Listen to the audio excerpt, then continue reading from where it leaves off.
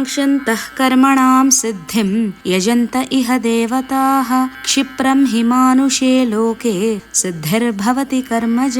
తొందరగా తమ కోరికలు తీరాలి అనుకునే వాళ్ళు రకరకాల దేవతామూర్తులను ఆరాధిస్తుంటారు. తమకు చావు లేకుండా వరాలు పొందిన అసురులు అందరూ మొదట సంతోషించినా చివరకు ఆ పరమాత్మ చేతిలోనే మరణించారు. కాబట్టి మనకు ఏది లభించినా దాని వల్ల కలిగేది తాత్కాలిక సుఖమే. ఎందుకంటే లభించింది జారిపోతే వెంటనే దుఃఖం వస్తుంది, ధనం వస్తుంది, సంతోషం, దానిని దాచిపెట్టలేక అవస్థ.